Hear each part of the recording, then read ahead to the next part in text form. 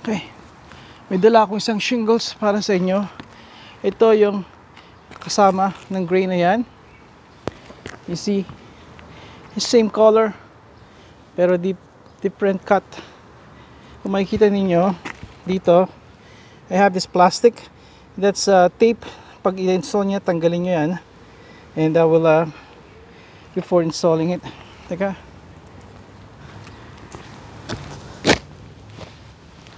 not sure kung kakailanganin ko yan, pero dinala ko na rin. Look at the roofing nails again. Okay, siya nga pala, dito sa may mga nakikinig akong nagpapanting ako, yung mahina yung aking, yung nahinga akong ganun. It's just my normal, dahil microphone masyadong sensitive yung pag-pick up. You may think that I'm very tired, pero hindi. That's how just the microphone pick up yung paghinga ng karaniwang tao. Now, an inch and a quarter. Ito yung, it's also galvanized, mean hindi siya magkakalawang. And this one I'm gonna use, flathead siya. And let's see what happens here.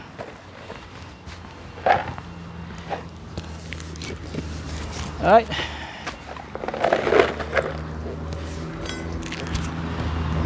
Mga gamit kong martilyo at pang-pry, hindi to yung ideal, pero this is all I got. Kung titingnan niyo yung mga old videos ko, I do have that, yung pang roofer talaga ng mga tools. Pero right now it's buried sa loob ng shed, and right now I don't feel like going there and digging it. Sana ba? Talagang intention nila na. So you can see, kala nyo tapos na agad. Yeah, it will come back and pry this again. And what I can do is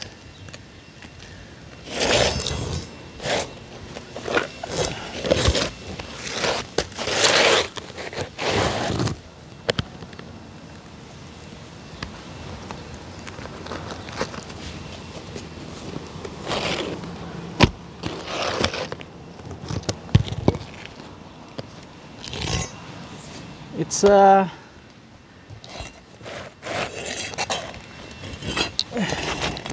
you can see meron siyang like asfalto sa gitna na kailangan itak nyo yun. I think this is good, itong gagawin ko.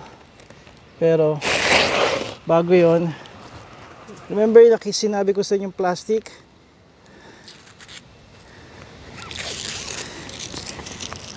Ito'y para siyang asfalto sa atin na bang tingkad na itim siya. This parang asfalto. With the help of sun, yung init ng sun, it will get baked, and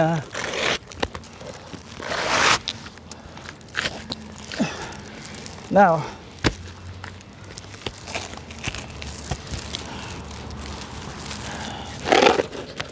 and again, I'm not a roofer, but I have enough experience para malaman ko yung ginagawa ko to keep our house safe, decent enough na hindi mo na kailangan magbayad ng guy. Pasensya na kayo, hindi ko na kayo ma-include dito sa aming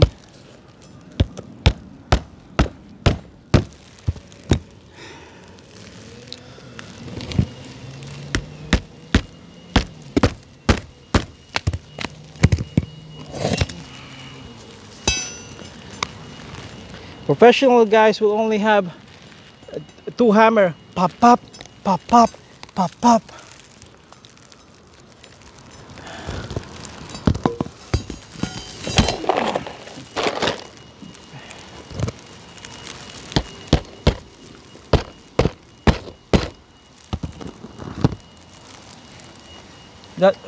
Paki-remind sa akin na I need to get new shingles. Hindi ka magre-rely sa mga kapitbahay na kasi nadadalas na to.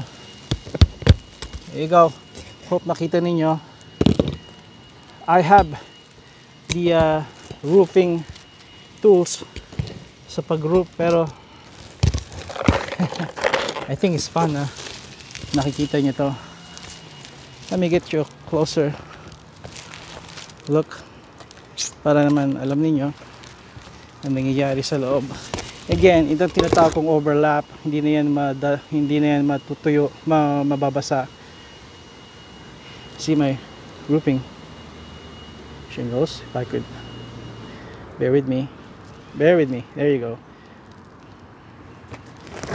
Okay. There you go. Sana tumatama to pero look at that. Nakikita ninyo na it's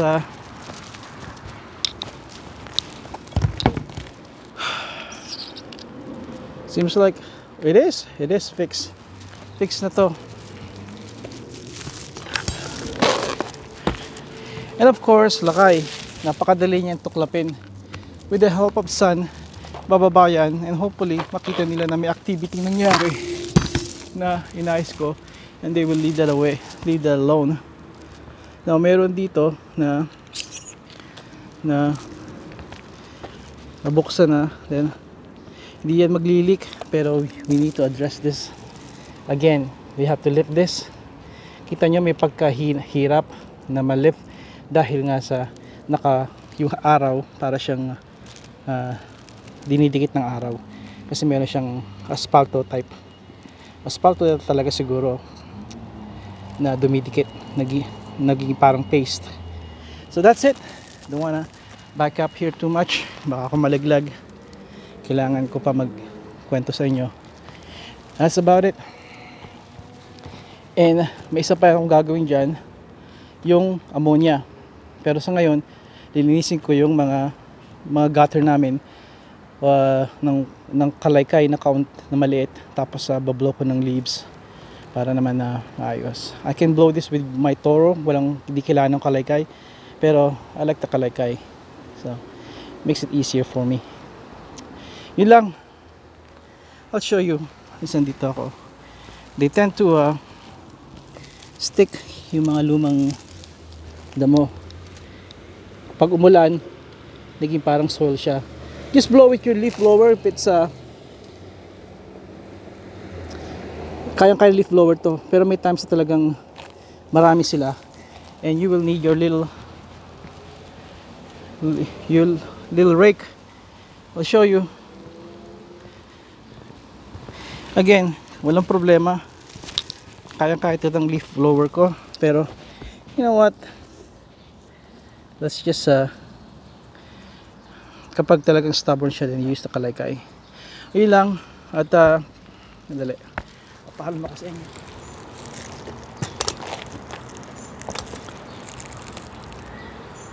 Okay.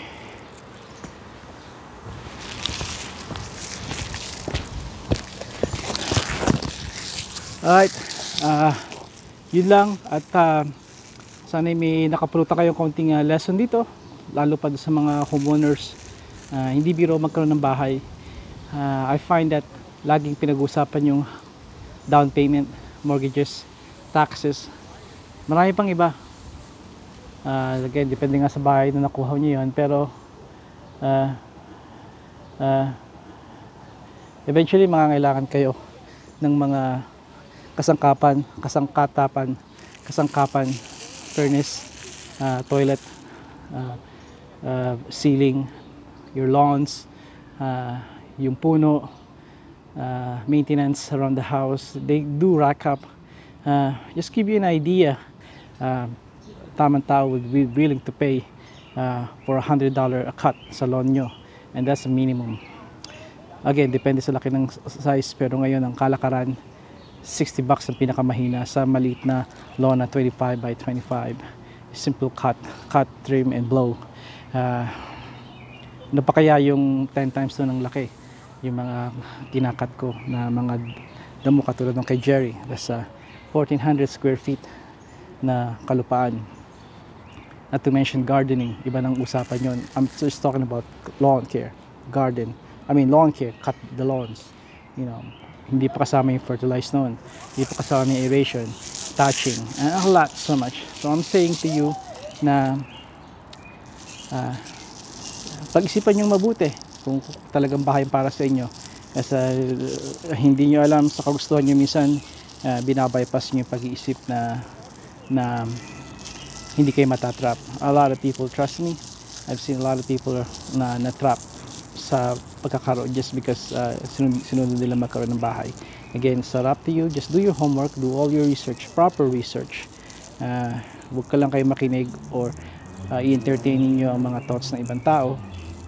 At ng isa lang, do your homework and do some research and talk to people that you could trust. I know sometimes trust is very parang elusive yun sa atin, di ba? Pero you still have to try. One thing na isang mistake na gagawin ninyo ay makinig kayo sa mga tao online na meron ng bahay. You don't know what's going on sa buhay nila, and maybe they're just showing that, and maybe they're very successful, but regardless, do your research talaga na matalintim na research, dahil buhay nyo to, pamilya nyo ito na nakataya dito sa gagawin yung action na yon. Again, this is good, at kung may questions kayo, just simply ask. Alright, salamat sa kapitbahay ko na tumulong sa akin dito. Ammonia ang susunod dito, lalagyan ko ng ammonia pati sa bakod, and para ma-prevent sila pumunta rito. And yun lang ang nakikita kong solution for now. I got tons of solution gagawin, pero right now yun ang binanggit ko, yun ang solution ko for now, at least 2 weeks na tahimik, tapos na malagyan ko ng ammonia ang bahay at yung roof. Kaibigan, padayon.